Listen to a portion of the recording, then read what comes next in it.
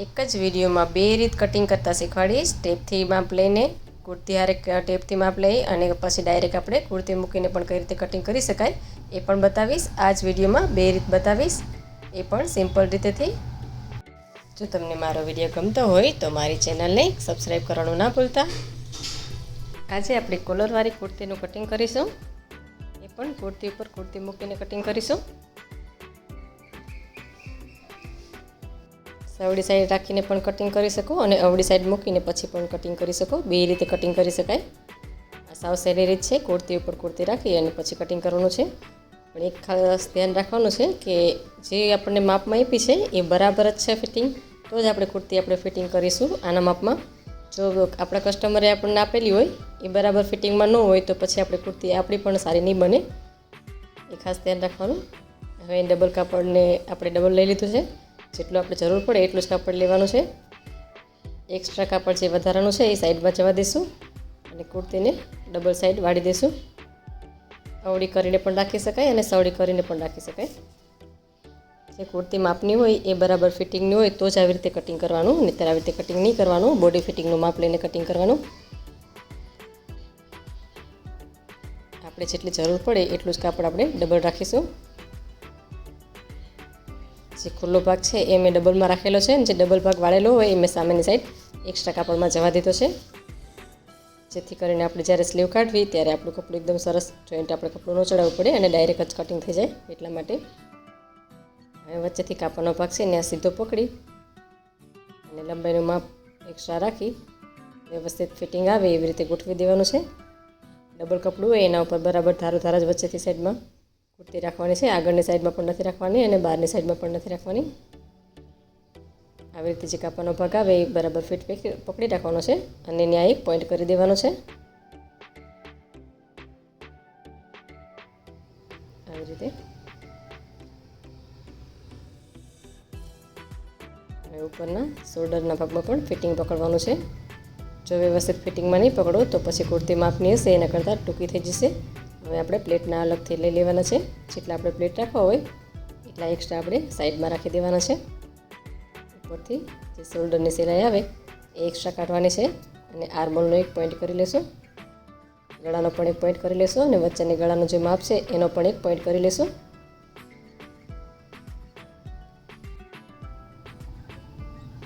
આવી રીતે એક પોઈન્ટ કરી લેવાનો છે. હવે જે આપણે હૂકનો ખુલ્લો ભાગ રાખવાનો છે ત્યાં પણ એક પોઈન્ટ કરી લેશું. આ બધા જ પોઈન્ટ મેળવી દેવાના છે.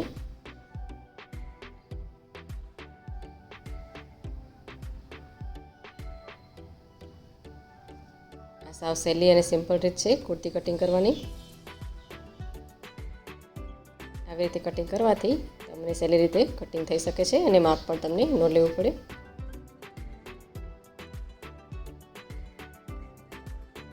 એને કટિંગ કરી લઈશું. ગળાનું માપ દોરેલું છે એ પછી કટિંગ કરવાનું છે અલગથી કરી. અત્યારે આપણે પાછળનો ભાગ કટિંગ કરવી એવી રીતે બે જોડે કપડું ઉપર નીચેનું રાખી કટિંગ કરી લેવાનું છે. આ કટિંગ કરતી વખતે ખાસ ધ્યાન રાખવાનું છે જે આપણે કુર્તી માપમાં આપેલી છે એનું ફિટિંગ પહેલાં આપણે એમને પહેરાવીને જોઈ લેવાનું છે. જો બરાબર આવતું હોય તો જ આવી રીતે કટિંગ કરવાનું છે, નહીંતર પછી તમે કટિંગ જે માપનું હોય એ બરાબર ન હોય તો તમારું કટિંગ પણ બગડશે જ.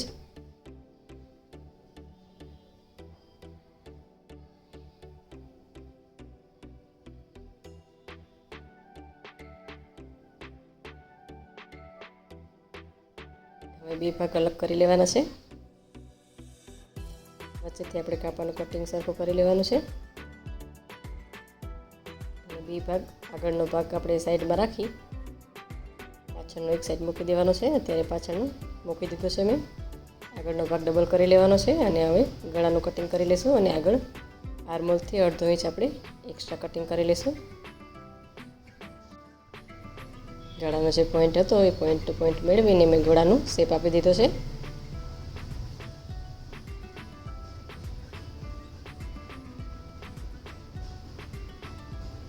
હવે વચ્ચેની સાઈડમાં કટિંગ કરી લઈશું.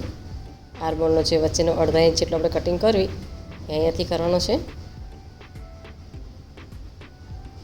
આ કટિંગ જો આપણે કસ્ટમરને પહેરાવીએ અને વચ્ચેથી વધારે ખોલ પડે તો વધારે પણ કટિંગ કરી શકાય છે.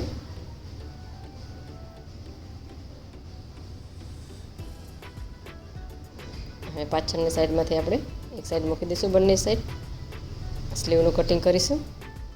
સ્લીવ માટે મેં જે ડબલ કાપડ રાખેલું હતું એને ખુલ્લું કરી લઈશું. તો આવી રીતે કટિંગ કરવાથી આપણું જે કપડું એક્સ્ટ્રા વધેલું છે એને આપણે જોઈન્ટ નહીં કરવું પડે ને આવી જ રીતે આપણે ડબલ કાપડ મળી જશે આપણને. કેમ કે જે ખુલ્લો ભાગ હતો એ મેં કટિંગમાં લઈ લીધો છે અને જે ડબલ જોઈન્ટવાળો ભાગ હતો એ મેં એક્સ્ટ્રા કાપડમાં રાખેલો હતો. હવે એને ડબલ કરી આવી રીતે લઈ લેવાનું છે. આટલા કાપડમાંથી આપણે અસ્તર પણ આમાંથી જ કાઢી લઈશું. સ્લીવ પણ નીકળી જશે અને આગળની સાઈડમાંથી અસ્તર નાખવા માટે પણ આમાંથી જ નીકળી જશે. આગળ જે સ્લીવને આપણે પટ્ટી વાળવી એના માટે આપણે 1 ઇંચ જેટલું એક્સ્ટ્રા કાપડ રાખીશું પટ્ટી વાળવા માટે. અને પેલા પ્લેટ આપણે વધારે જ રાખવાના સ્લીવ માટે. હવે આર્મોલથી જે પોઈન્ટ હોય એ પોઈન્ટ ટુ પોઈન્ટ મેળવી અને પ્લેટ વધારે દેવાના છે. અને પાછળના ભાગમાં જે આર્મોલનો ગોળેવાળો ભાગ હોય એને 3 પોઈન્ટ કરી અને સરખા સાઈડમાં રાખી દોરી લેવાનું છે. અને આગળની સાઈડમાં અડધાથી પોણા ઇંચ જેટલું ઉતારી લેવાનું છે. કટિંગ કરી લેવાનું છે.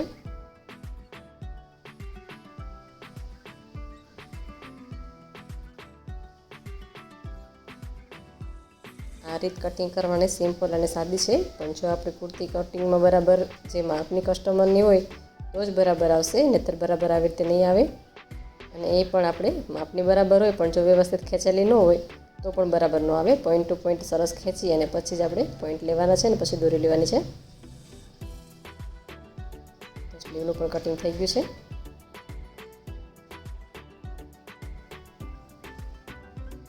હવે જે એક્સ્ટ્રા કાપડ વધેલું છે એ આપણે અસ્તરમાં લઈ લઈશું. વચ્ચેની સાઈડમાં જોઈન્ટ લગાવશું એટલે ડબલ ભાગ ખુલ્લો થઈ જશે અને એક આગળની સાઈડમાં થઈ રહી એટલું અસ્તર વધી જશે. જે પટ્ટી આ બધી વધેલી છે એ આપણે કોલરમાં લઈ લઈશું.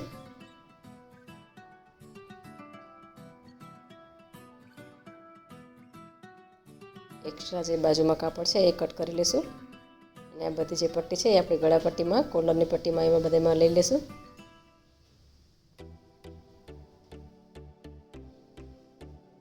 આવી રીતે લઈ લેવાનું છે.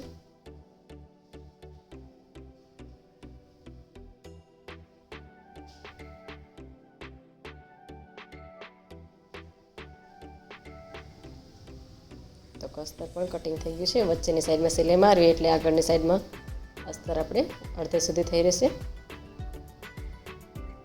સાઈડમાં બે સાઈડ આપણે જે આર્મોલનો ભાગ આવે ત્યાં થોડી સાઈડમાં નહીં આવે તો પણ ચાલશે, એ તો પ્લેટમાં વહી જશે અંદરની સાઈડમાં. આવી રીતે આપણે બધી બાજુ સિલાઈ કરી લેવાની એટલે અસ્તર જોઈન્ટ થઈ જાય. પછી જે એક્સ્ટ્રા કાપડ હોય એને કટિંગ કરી લેવાનું છે.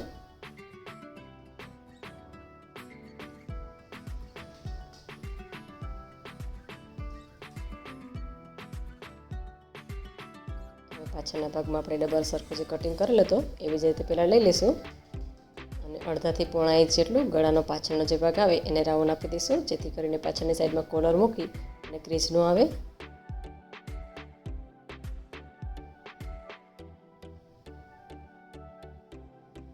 આ ભાગ જો આપણે પાછળની સાઈડમાં કટિંગ ન કરવી તો પાછળની સાઈડમાંથી નાની નાની ક્રીઝ પડે છે.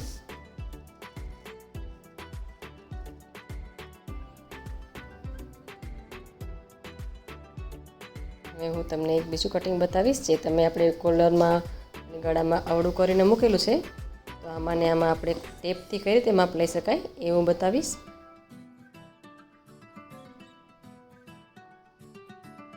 ટેપથી માપ લેવા માટે આપણે પહેલાં શોલ્ડરનું માપ લેવાનું છે. પહેલાં આપણે જે માપ બતાવ્યું તમને એમાંથી મેં તમને કુર્તીને ડાયરેક્ટ ડબલ કરી અને કટિંગ કરી શકાય એ બતાવ્યું હતું, અને આ જ વિડીયોમાં હું તમને ટેપથી કઈ રીતે માપ લઈ શકાય કુર્તી હારે એ પણ બતાવીશ. શોલ્ડરથી આપણે લંબાઈનું માપ લેવાનું છે. તો પહેલાં શોલ્ડર ઉપર રાખી અને અડધા ઇંચ જેટલું સિલાઈનું રાખી દેવાનું અને પછી લંબાઈનું માપ લઈ લેવાનું છે.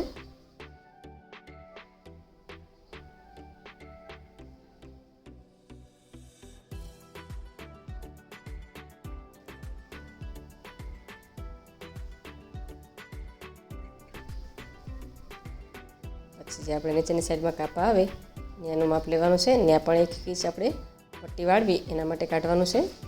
બે સાઈડથી એક ઇંચ કાઢવાનું છે. એના પછીનો માપ આપણે કોલરનું લેવાનું. જે રીતે આપણે ડબલ કુર્તી મૂકીને કટિંગ કર્યું હતું એવી જ રીતે ડબલ મૂકવાની છે, પણ એમાં કુર્તી નહીં રાખવાની.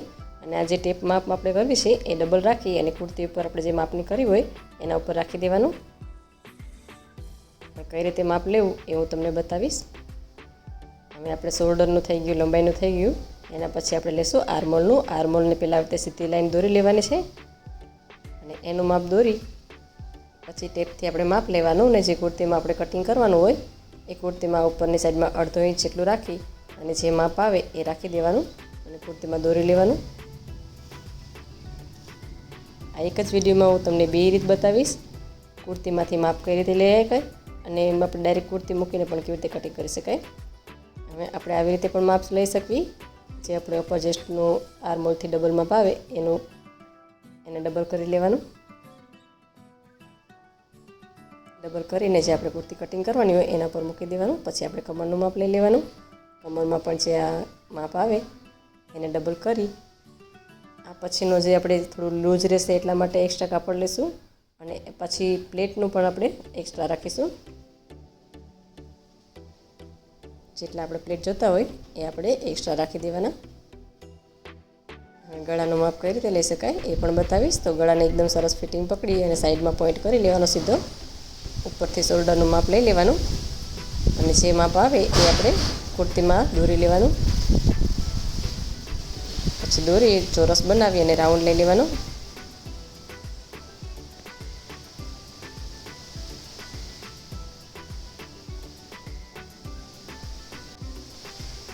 તો એક જ વિડીયોમાં મેં બે રીત બતાવી છે. જે ટેપથી માપ લેવાનું છે એનું મેં કટિંગ નથી બતાવ્યું, પણ કઈ રીતે તમે ટેપથી માપ લઈ શકો એ બતાવેલું છે.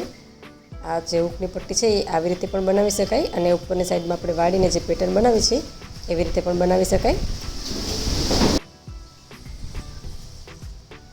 તો છે ને સાવ સહેલી રીત.